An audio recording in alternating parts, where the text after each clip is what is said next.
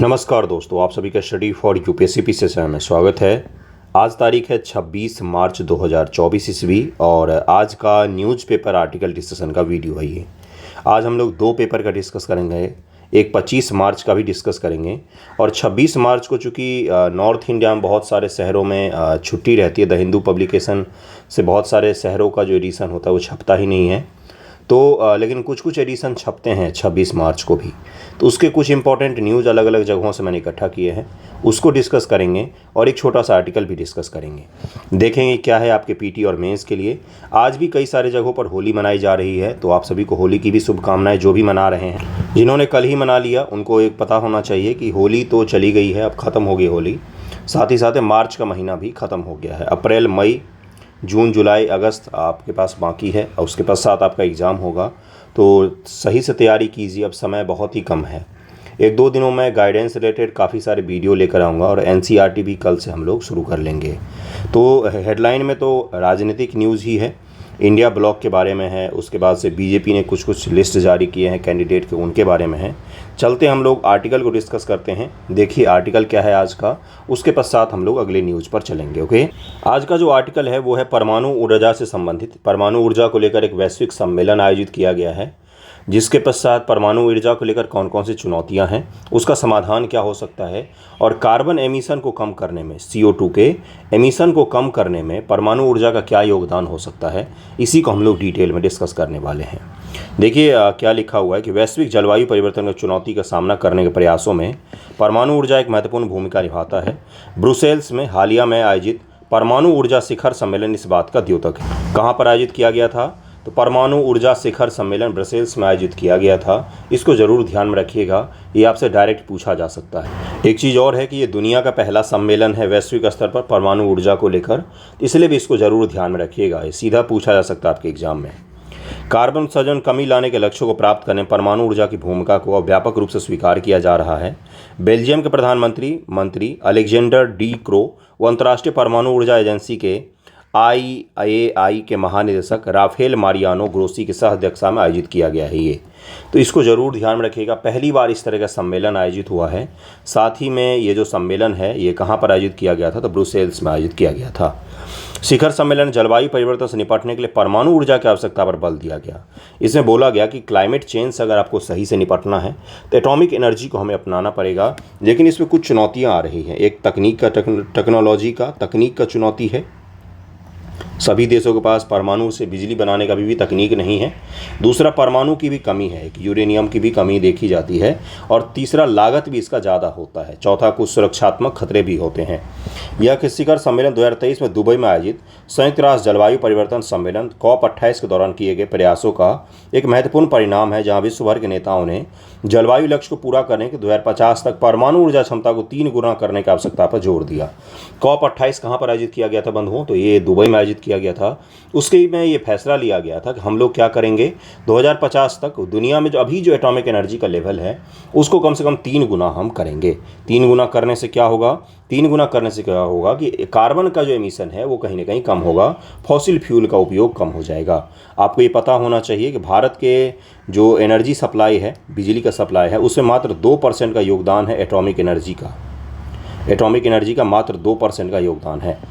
अन्य नवीकरणीय स्रोतों की तुलना में काफ़ी कम कार्बन उत्सर्जन, निर्बाध ऊर्जा उत्पादन की क्षमता, लागत प्रभावशीलता जैसे उल्लेखनीय गुणों के कारण परमाणु ऊर्जा वैश्विक नवीकरणीय ऊर्जा मिश्रण के एक महत्वपूर्ण स्तंभ बन सकता है और इसी के कारण से इसको अपनाने पर ज़्यादा बल दिया जा रहा है। इसको ध्यान में रखिएगा। परमाणु ऊर्जा क्षेत्र वित्त पोषण नीतियों का पुनर्मूल्यांकन आवश्यक है। वित्त पोषण यानी कि फंडिंग का हमें रिव्यू करना पड़ेगा, उसके पश्चात हमें फंडिंग के लिए कोई विश्वसनीय कदम उठाना पड़ेगा। परमाणु ऊर्जा कम कार्बन उत्सर्जन वाला एक विश्वसनीय ऊर्जा स्रोत होने के बावजूद वित्त पोषण संबंधी चुनौतियों का सामना कर रहा है। बहुपक्षीय विकास बैंक MDB निजी क्षेत्र के निवेशक का परमाणु परियोजना में निवेश करने में संकोच रहा है, जिसके परिणाम स्वरूप इस क्षेत्र में वित्तीय संसाधनों की कमी हो गई है। आपने देखा होगा देश में भी जो प्राइवेट प्लेयर्स हैं वो परमाणु एनर्जी में नहीं, क्यों नहीं है? भारत में सबसे बड़ा कारण उसका यह है कि भारत में इजाज़त ही नहीं है। एटॉमिक, अंतरिक्ष, इन सब चीज़ों पर प्राइवेट प्लेयर्स को भी अनुमति नहीं दी गई है। अंतरिक्ष में अब कुछ प्राइवेट प्लेयर्स ज़रूर आ रहे हैं, लेकिन एटॉमिक में अभी भी अनुमति नहीं दी गई है, क्योंकि ये बहुत ही ज़्यादा क्रिटिकल टेक्नोलॉजी होते हैं और बहुत ज़्यादा खतरा भी होता है। ठीक है, इसके कारण से प्राइवेट प्लेयर्स इसमें कम है अभी। विश्व बैंक द्वारा 1950 के दशक के उत्तरार्ध से परमाणु परियोजना के वित्त पोषण से दूरी बनाए रखना परमाणु क्षेत्र को वित्तीय समर्थन प्रदान करने मौजूदा अनिच्छा को स्पष्ट रूप से दर्शाता है। इस वित्तीय कमी को पाटने के लिए परमाणु ऊर्जा क्षेत्र को अपनी पूरी क्षमता प्राप्त करने वैश्विक स्तर पर डीकार्बोनाइजेशन के प्रयासों में महत्वपूर्ण योगदान देने के लिए परमाणु वित्त पोषण नीतियों का तत्काल पुनर्मूल्यांकन आवश्यक है। हमें ये चीज़ देखना पड़ेगा कि अगर हम इसको 3 गुना वाकई करना चाहते हैं तो सबसे पहले फंडिंग का रास्ता जो है, जिससे पैसा आता है परमाणु एनर्जी को लेकर, उसको हमें क्लियर करना पड़ेगा ताकि पैसे का निर्बाध आवाद हो सके, आए जाए पैसा इसमें, जिससे क्या हो, पैसे नहीं आएंगे तो बनेंगे कैसे, निवेश कैसे होगा, फिर बताइए मुझे। इस पुनर्मूल्यांकन में निजी पूंजी या मिश्रित वित्त पोषण मॉडल को अपनाना चाहिए। या तो प्राइवेट प्लेयर्स को आना चाहिए या तो प्राइवेट और गवर्नमेंट दोनों को मिलकर काम करना चाहिए, जिससे क्या हो कि पैसा प्राइवेट प्लेयर्स का भी हो, देखरेख भारत सरकार करे, जिससे ये हो कि भाई सुरक्षित भी हो और फंडिंग में मिल जाए। देखिए अगला क्या लिखा हुआ कि ये जो मॉडल है जिसमें मिश्रित वित्त पोषण की बात की जा रही है, इसका हमारे पास शानदार उदाहरण भी है। कुछ देशों ने अच्छा किया है, जिसमें फ्रांस, दक्षिण कोरिया, रूस, ब्रिटेन जैसे देशों में सफलतापूर्वक क्रियान्वित किया जा रहा है। सहकारी वित्त पोषण मॉडल को अपनाने व अभिनव वित्तीय व्यवस्था को लागू करने से परमाणु ऊर्जा क्षेत्र न केवल वित्तीय संसाधन प्राप्त कर सकता है बल्कि वैश्विक ऊर्जा सुरक्षा में महत्वपूर्ण भूमिका निभा सकता है। प्राइवेट प्लेयर्स और सरकारी मिलकर, यानी जिसको क्या कहा जाता है, सहकारी, ये काम भी कर रहे हैं। दक्षिण कोरिया, रूस, ब्रिटेन, फ्रांस, इन सभी देशों में इन चीज़ों को बढ़ावा भी दिया गया है। तो बाकी जगहों पर भी अगर हम इस मॉडल को अपनाएंगे तो क्या होगा, इसमें थोड़ी सी सहूलियत मिल सकती है। अगला देखिए क्या है कि परमाणु ऊर्जा के बुनियादी ढांचे, वित्त पोषण, विकास और मांग में असमानता क्या है। इसके तहत कि परमाणु ऊर्जा की बढ़ती मांग जलवायु परिवर्तन से निपटने के लिए एक प्रमुख स्रोत हो सकता है, इसलिए इसकी मांग बढ़ रही है। लेकिन इसके डेवलपमेंट में कहीं ना कहीं इनइक्वालिटी है। कई कई देशों में बहुत सारे परमाणु ऊर्जा संयंत्र है, जैसे फ्रांस उदाहरण हो सकता है, अमेरिका हो सकता है। बाकी देश जो हैं वो अभी भी इसमें पिछड़े हुए हैं। परमाणु ऊर्जा के बुनियादी ढांचे के विकास और वित्त पोषण में अपेक्षित वृद्धि नहीं देखी गई है। महत्वाकांक्षी परमाणु विस्तार योजनाओं वाले चीन जैसे देशों परियोजना में देरी हो रही है, लागत बढ़ती है, इससे परियोजना का रद्दीकरण हो जाता है। कई सारे जगहों पर प्रदर्शन होते हैं, लोग भी इसको अपोज करते हैं। बहुत बड़े एक्टिविस्ट का एक ग्रुप होता है जो परमाणु एनर्जी को हमेशा नकारते हैं। उसके पश्चात क्या होता है, सरकार का अपना नियामक तंत्र इतना बड़ा है इस चीज़ को लेकर, इतने सारे लाल फीताशाही और अलग अलग इसमें डिपार्टमेंट बने हुए हैं, जिसके चक्कर में इसके कार्य क्षमता, इसको स्थापित करने की क्षमता जो है वो काफ़ी ज़्यादा प्रभावित होती है। हमें सबसे पहले क्या करना पड़ेगा, हमें इन चुनौतियों से निपटना पड़ेगा कि परमाणु ऊर्जा को आसानी से स्थापित किया जा सके, इसका वित्त पोषण सही से हो सके, इसके लिए अवसंरचना का निर्माण हो सके, सरकारें जो है एक माहौल बनाएं इस चीज़ का, तब जाके हमें इस समस्या का समाधान मिल सकता है। भारत का परमाणु ऊर्जा परिदृश्य क्या है। भारत का परमाणु ऊर्जा क्षेत्र एक विशिष्ट केस अध्ययन प्रस्तुत करता है, जिसमें चुनौतियों और अवसरों दोनों का समावेश है। तारापुर में देश का पहला वाणिज्यिक परमाणु ऊर्जा संयंत्र प्रतिस्पर्धी दरों पर विश्वसनीय ऊर्जा प्रदान करता है। तारापुर कहाँ पर, तो महाराष्ट्र में देश का पहला परमाणु ऊर्जा संयंत्र वहीं पर स्थापित किया गया था। वहीं तमिलनाडु का कुडनकुलम परमाणु ऊर्जा परियोजना भारत की क्षमता के एक अन्य उदाहरण है, जिसको हाल फिलहाल में ही स्थापित किया गया है। हालांकि सुरक्षा, विनिमय और उच्च प्रारंभिक लागत से जुड़ी चिंताओं के कारण भारत के नवीकरणीय ऊर्जा पोर्टफोलियो में परमाणु ऊर्जा की हिस्सेदारी बहुत सीमित बनी हुई है। इन चुनौतियों के बावजूद हालिया घटनाक्रम भारत के परमाणु उद्योग में सकारात्मक बदलाव के संकेत देते हैं और भारत ने हाल फिलहाल में ही एक नया रिएक्टर भी स्थापित किया, जिसके तहत हमने क्या किया है कि हमने थोरियम आधारित जो परमाणु ऊर्जा जो होता है उसका भी हम शुरुआत करने वाले हैं बहुत जल्द ही। इससे क्या होगा, इससे होगा कि देश में हम हर स्तर के परमाणु ईंधन का उपयोग करेंगे। प्रथम चरण, द्वितीय चरण, तृतीय चरण, तीनों चरणों से जो वेस्ट निकलेंगे उन सभी का हम उपयोग करेंगे। प्रथम चरण का वेस्ट द्वितीय में यूज करेंगे, द्वितीय चरण का वेस्ट तृतीय में यूज करेंगे, जिससे क्या होगा, हमारी परमाणु क्षमता कहीं न कहीं बढ़ती ही जाएगी। 3 चुनौतियों को जरा ध्यान में रखिएगा। समाधान क्या हो सकता है, तो मैंने बताया आपको कि वैश्विक स्तर पर एक बॉडी बनना चाहिए जो परमाणु और उसके लिए ईंधन को, आवाजाही को सुनिश्चित कर सके सही तरीके से। देश में वित्त पोषण का एक माहौल बनना चाहिए, सहकारी मॉडल को अपनाना चाहिए, सरकार और प्राइवेट प्लेयर्स को मिलकर काम करना चाहिए, लाल फीताशाही को कम करना पड़ेगा हमें। हाँ, सुरक्षात्मक दृष्टिकोण से भी हमें देखना पड़ेगा कि सुरक्षित भी हो और कार्बन एमिशन को कम कर सकता है, सस्ती बिजली उपलब्ध करवा सकता है। अगले टॉपिक पर चलते हैं। अगला न्यूज़ देखिए क्या है। अगला न्यूज़ जो आपका बेंगलुरु में जो पानी का संकट है उससे संबंधित है। इससे बताया गया कि कोडागु एक ज़िला है जिसको कुर्ग भी बोला जाता है सामान्य भाषा में और प्रचलित नाम जो है। तो ये बोला गया है कि जो कोडागु है वहाँ पर जो अर्बनाइजेशन किया गया, शहरीकरण किया गया, उसका कहीं न कहीं बेंगलोर के पीने के पानी के संकट पर असर पड़ा है। क्यों पड़ा है, देखिए दरअसल बेंगलोर को पानी सप्लाई होता है कावेरी नदी से, कावेरी नदी से सप्लाई होता है। लेकिन कावेरी नदी का जो कैचमेंट एरिया है, जहाँ से कावेरी नदी को जल ग्रहण प्राप्त होता है, जल प्राप्त होता है, उसमें इस जगह का नाम प्रमुख रूप से आता है। अब जब यहाँ पर अर्बनाइजेशन किया गया, शहरीकरण यहाँ पर बहुत तेज़ी गति से हुआ, चूँकि बहुत खूबसूरत टूरिस्ट प्लेस है ये।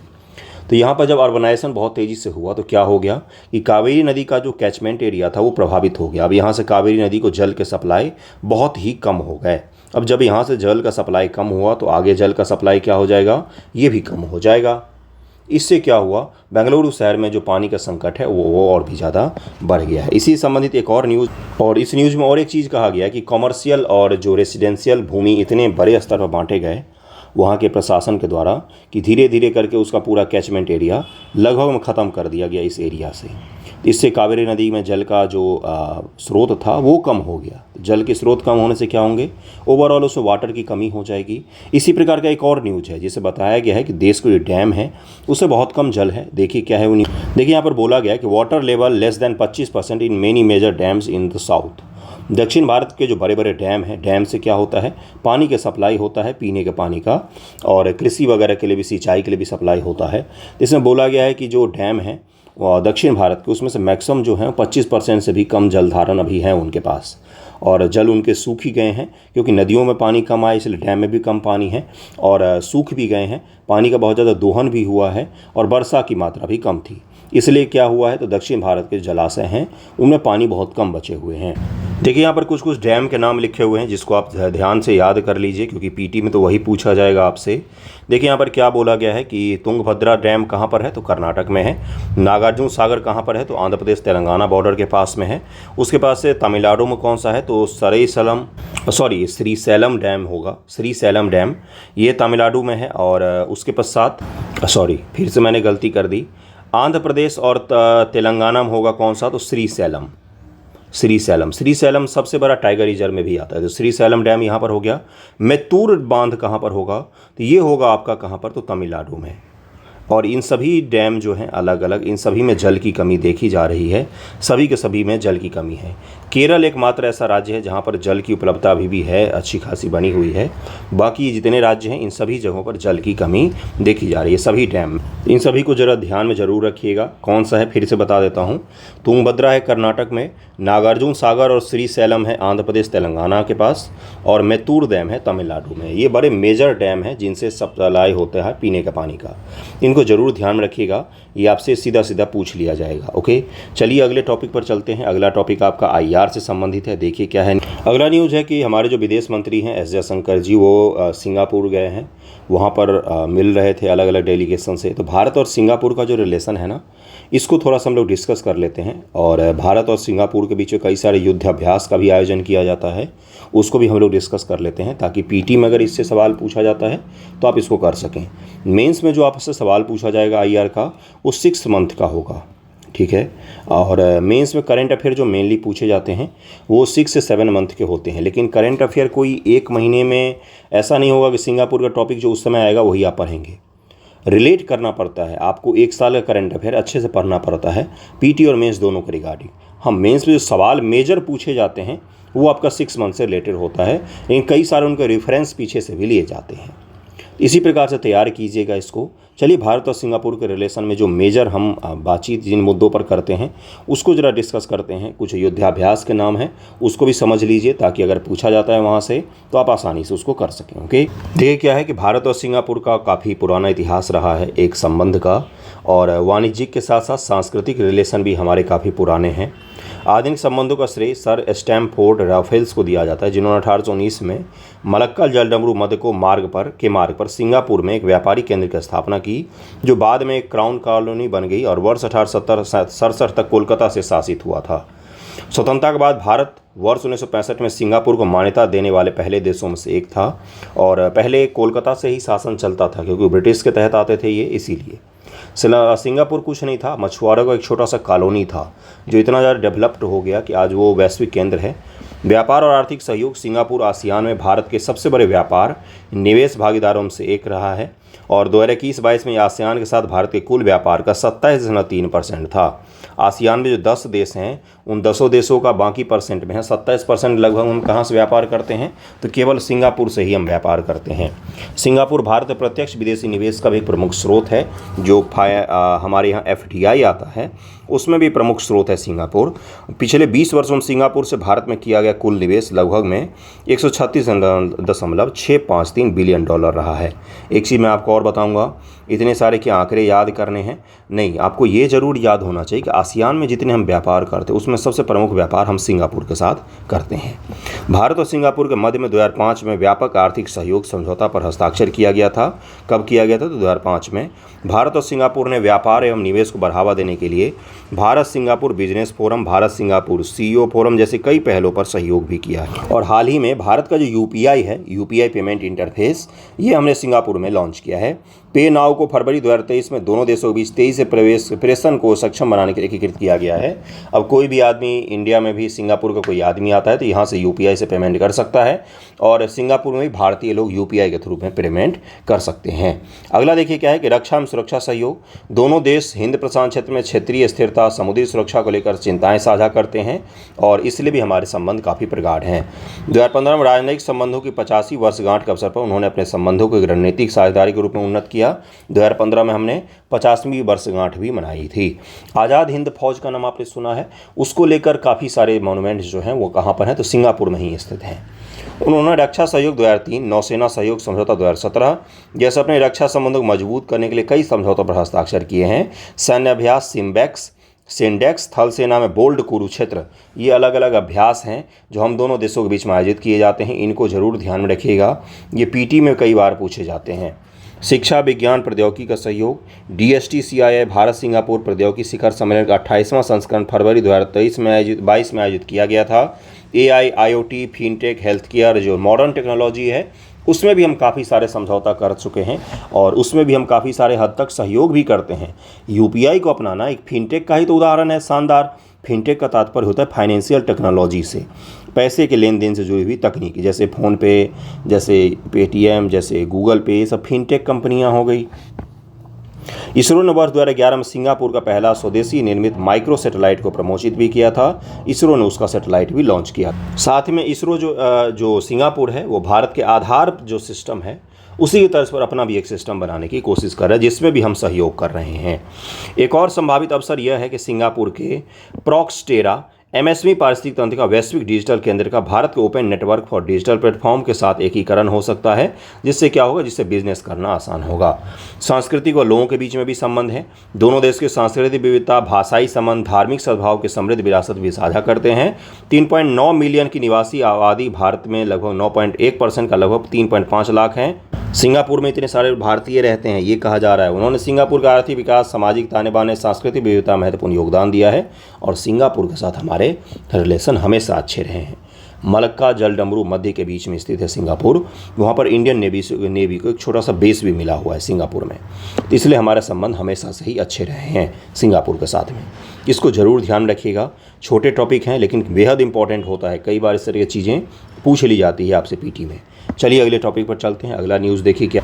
अगला है भारत में कॉफ़ी में जो उद्योग है उसके बारे में है कि रोबस्टा कॉफ़ी होता है। कि रोबस्टा, अरेबिका आपने नाम सुना होगा, अरेबिका, ये सब अलग अलग प्रकार के कॉफ़ी हैं। भारत दुनिया में कॉफ़ी के उत्पादन में 6ठे स्थान पर आता है। कभी 5th पर भी आ जाता है, कभी 6th पर भी आ जाता है, लेकिन टॉप में रहते ही हैं हम।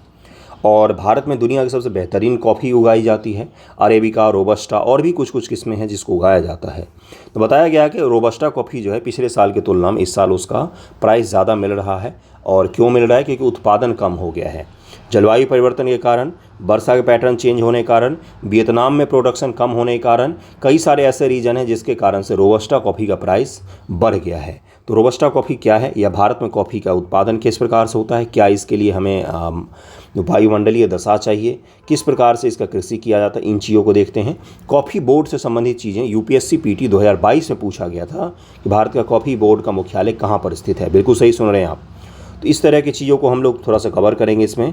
बाकी कॉफ़ी का उत्पादन है भारत दुनिया में प्रमुख देशों में से एक है। और भारत के कौन कौन से राज्य, तो दक्षिण के राज्य केरल, तमिलनाडु और कर्नाटक, यहाँ पर कॉफ़ी उगाए जाते हैं। रोबस्टा कॉफ़ी की बात करें तो केरल के वायनाड के इलाका या पश्चिमी घाट का जो इलाका है ना, सीधी सी बात ध्यान में रखिएगा, वहाँ पर रोबस्टा कॉफ़ी का खूब सारा प्रोडक्शन किया जाता है। तो अब चलते ज़रा भारत में कॉफ़ी के बारे में थोड़ा सा अच्छे से समझिए कि भारत में कॉफ़ी का प्रोडक्शन किस प्रकार से होता है, कौन कौन सी उसके लिए दशाएं चाहिए। दशाएं पूछी जाती हैं कि कितना टेम्परेचर चाहिए, कितना वर्षा चाहिए, कितने दिनों में तैयार होती है, ये सब चीज़ें पूछी जाती है। ओके, देखिए क्या लिखा हुआ है कि हाल ही में स्टेटिस्टा साइट से पता चला कि ब्राज़ील कॉफ़ी का सबसे बड़ा उत्पादक है। Vietnam, Colombia, Indonesia, Ethiopia, Honduras के बाद भारत दुनिया में कॉफ़ी का छठा सबसे बड़ा उत्पादक है। कब, कौन सा, तो छठा, 6th लेवल पर हैं हम, और हम कभी 5वें पर भी आ जाते हैं, ये भी ध्यान रखिएगा। एग्जाम में जाने से पहले इसको देख लीजिएगा कि कितने नंबर पर हैं। इतिहास और व्यावसायीकरण, 17वीं शताब्दी के अंत में भारत में कॉफ़ी की शुरुआत हुई थी। 1670 में एक भारतीय तीर्थयात्री द्वारा यमन से भारत में 7 कॉफ़ी बीन्स की तस्करी से इसके प्रारंभिक आगमन को चिन्हित किया गया है कि यमन से सबसे पहली बार भारत में लाया गया था। 17वीं शताब्दी के दौरान भारत के कुछ भागों पर अधिकार करने वाले डचों ने कॉफ़ी खेती के प्रसार में भूमिका निभाई। हालांकि 19वीं सदी के मध्य ब्रिटिश राज के दौरान यह विशेष रूप से मैसूर क्षेत्र वाणिज्यिक कॉफ़ी के रूप में विकसित हो गई। ये तो इतिहास हो गया थोड़ा सा। खेती और जैव विविधता, भारत में कॉफ़ी बागान की प्रथाएँ या मुख्य रूप से प्राकृतिक छाया में उगाई जाती हैं, प्राकृतिक रूप से छाया वाले क्षेत्रों में उगाई जाती हैं। पश्चिमी और पूर्वी घाट के पारिस्थितिक रूप से संवेदनशील क्षेत्रों में उगाया जाता है। जैव विविधता हॉट स्पॉट, इन क्षेत्रों में स्थित कॉफ़ी बागानों को जैव विविधता हॉट स्पॉट के रूप में मान्यता प्राप्त है। कहाँ पर, पश्चिमी घाट में है। मैं अभी दिखाऊंगा आपको, मैप दिखाऊंगा भाई, आप देखिए बस अच्छे से। भारत में अनूठी जैव विविधता महत्वपूर्ण योगदान करता है। ये निर्यात एवं घरेलू खपत, भारत में उत्पादित कॉफ़ी का लगभग 65% और 70% निर्यात किया जाता है। शेष कॉफ़ी का घरेलू स्तर पर उपभोग किया जाता है। स्थिरता व सामाजिक आर्थिक विकास में भूमिका, कॉफ़ी खेती जैव विविधता को बनाए रखने में महत्वपूर्ण भूमिका निभाती है। यह दूरस्थ पहाड़ी क्षेत्रों में सामाजिक आर्थिक विकास को बढ़ावा देती है। जलवायु की स्थिति और मृदा के प्रकार, जलवायु की स्थिति गर्म तथा आर्द्र जलवायु, तापमान 15 डिग्री से 28 डिग्री सी, वर्षा 150 से 250 सेंटीमीटर। अब मुझे बताइए कि 150 से 250 सेंटीमीटर वर्षा क्या राजस्थान में हो सकती है? क्या वहाँ पर कॉफ़ी का प्रोडक्शन होगा? किन राज्यों में हो सकता है? पश्चिमी घाटों के राज्यों में हो सकता है, या तो इतने वर्षा वाले कहीं कहीं कुछ इलाके हो सकते हैं देश में जहाँ पर कॉफ़ी का प्रोडक्शन हो। हानिकारक परिस्थितियाँ, ठंड, हिमपात, 30 डिग्री सेल्सियस अधिक उच्च तापमान और तेज़ धूप जो है वो कॉफ़ी को खराब कर देती है।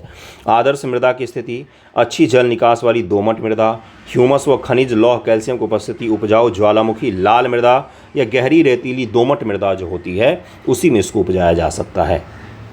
कम उपयुक्त मृदा की स्थिति, भारी चिकनी मृदा या रेतीली मृदा में भी इसको उत्पादन हो सकता है। भौगोलिक वितरण किसमें, भारत में कॉफ़ी के बागान क्षेत्र हैं कर्नाटक, केरल, तमिलनाडु, आंध्र, अराकू घाटी आंध्र प्रदेश से बड़ा फेमस है किसके लिए, कॉफ़ी के प्रोडक्शन के लिए, और टूरिस्ट प्लेस भी है। उड़ीसा, मणिपुर, मिजोरम व अन्य पूर्वोत्तर राज्य। अब आपको पता चला पूर्वोत्तर राज्य क्यों हैं, क्योंकि वहाँ पर वर्षा अच्छी खासी होती है।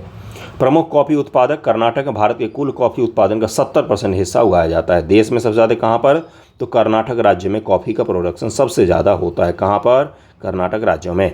भारत में कॉफ़ी किस्में, अरेबिका और रोबस्टा। तो रोबस्टा का ही प्राइस बढ़ गया है। अरेबिका की विशेषताएं, ये अधिक ऊंचाई पर उगाई जाती है, इसकी सुगंध के कारण इसका बाजार मूल्य अधिक होता है। अरेबिका दुनिया की सबसे फाइनेस्ट कॉफ़ी मानी जाती है और इसको भी भारत में ही उगाया जाता है। रोबस्टा की विशेषता इसकी क्षमता हेतु जाना जाता है। इसको विभिन्न मिश्रणों में उपयोग किया जाता है। देखिए भारत में कॉफ़ी कहाँ कहाँ प्रोडक्शन होता है, ये सारे हो गए। उसके पश्चात नॉर्थ ईस्ट में कॉफ़ी का प्रोडक्शन किया जाता है। इसको ज़रूर ध्यान में रखिएगा, ये आपके लिए बेहद इंपॉर्टेंट है। इसको ज़रूर ध्यान रखिए कहाँ कहाँ पर प्रोडक्शन होता है। ओके, भारत में कॉफ़ी बोर्ड 1942 की धारा 4 के तहत गठित एक वैधानिक संगठन है जो वाणिज्य और उद्योग मंत्रालय भारत सरकार के प्रशासनिक नियंत्रण में कार्य करता है। बोर्ड में 33 सदस्य होते हैं, ये आपको याद रखने हैं। बोर्ड मुख्य रूप से अनुसंधान, विस्तार, विकास, बाजार आसूचना, बाहरी व आंतरिक संवर्धन, कल्याणकारी उपायों के माध्यम से अपनी गतिविधियों पर ध्यान केंद्रित कर रहा है। इसका मुख्यालय बेंगलौर में स्थित है। तो जरूर कॉफ़ी के बारे में इतना सारा डेटा ध्यान में रखिएगा। अगले टॉपिक पर हम लोग चलते हैं।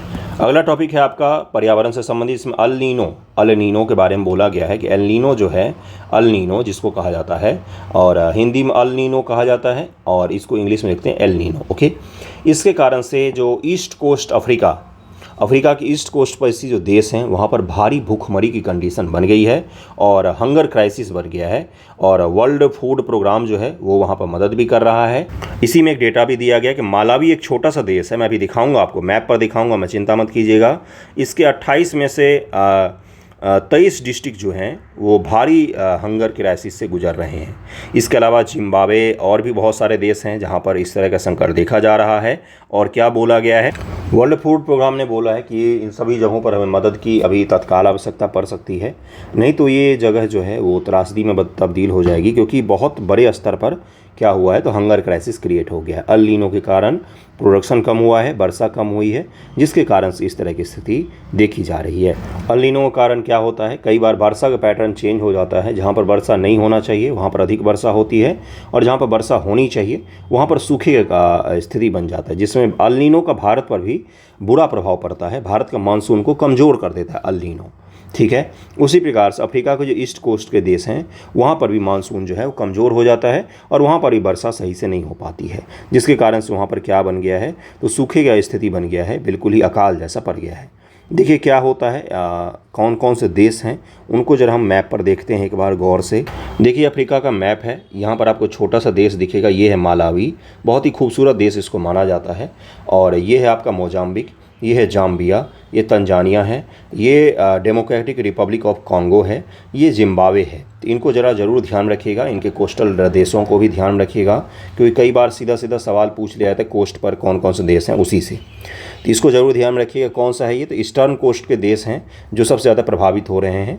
मानसून कमज़ोर हो जाता है अल नीनो के कारण से और उसी का प्रभाव वहाँ पर भी पड़ा है कहीं न कहीं, तो उसके कारण से वर्ल्ड फूड प्रोग्राम जो है अब कुछ न कुछ तो मदद करेंगे ही। दुनिया के बहुत सारे ऐसे देश हैं जहाँ पर अकाल पड़ रहा है, जैसे साउथ सूडान और सूडान है।